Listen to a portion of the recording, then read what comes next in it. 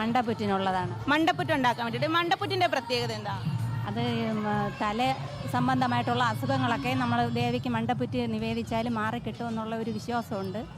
അപ്പോൾ തലവേദന എനിക്ക് ഉണ്ട്, അതുകൊണ്ട് അത് മാറാൻ വേണ്ടി ഉള്ള നേർച്ചയാണ്. സാധാരണ പൊങ്കാല ഇടുന്നില്ലേ, പായസം വെക്കുന്നില്ലേ? ഉണ്ട്. അപ്പോൾ എത്ര പായസവും മണ്ടപ്പുറ്റും?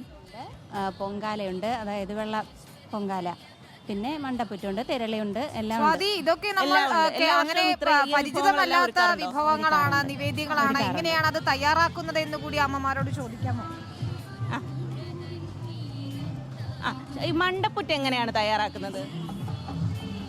അത് ശർക്കര, പിന്നെ അരിപ്പൊടി, പിന്നെ ഏലക്ക, തേങ്ങ, നെയ്യ് എല്ലാം കൂടെ ഇട്ട് കുഴച്ച്, പിന്നെ പയർ പൊടി അതെല്ലാം കൂടെ ചേർത്ത് ഉരുട്ടി, പിന്നെ കണ്ണ്, മൂക്ക് അങ്ങനെയുള്ള അതെല്ലാം കൂടെ അതിൽ രൂപം മനസ്സിൽ ധ്യാനിച്ച് അങ്ങനെ ഉണ്ടാക്കി വേവിച്ചെടുക്കും. തെരളിയോ? തെരളിയും ഇതൊക്കെ തന്നെയാണ്. ഇതിൽ പയർ പൊടി തെരളിയിൽ ചേർക്കാറില്ല, മണ്ടപ്പുറ്റിലാണ് പയർ പൊടി ചേർക്കുന്നത്. മറ്റുള്ളതെല്ലാം തെരളിയിലും ചേരുന്നുണ്ട്. പായസം നമ്മൾ എങ്ങനെയാണ് ഉണ്ടാക്കുന്നത്? സാധാരണ കടും പായസം അല്ലേ ഉണ്ടാക്കുന്നത്? കടും പായസം ഉണ്ടാക്കാറുണ്ട്, പിന്നെ വെള്ളപ്പൊങ്കാല അങ്ങനെ ഉണ്ടാക്കാറുണ്ട്.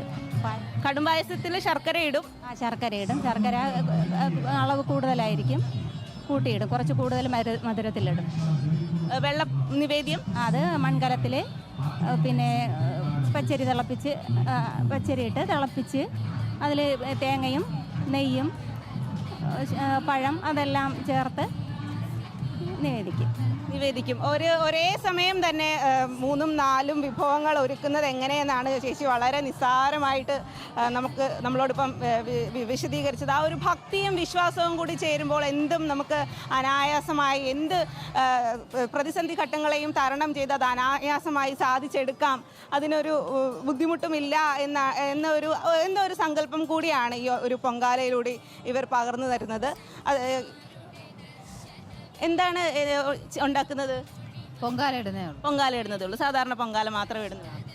ഈ പഴവങ്ങാടി ക്ഷേത്രമുറ്റത്ത് തന്നെ വന്ന് പൊങ്കാല ഇടാൻ പറ്റിയല്ലോ. നേരത്തെ സ്ഥലം പിടിച്ചതാണോ? നമ്മൾ 2 മണിയായപ്പോൾ വന്നു. രാത്രി 2 മണിയായപ്പോൾ വന്നു. എവിടുന്നാണ് വരുന്നത്?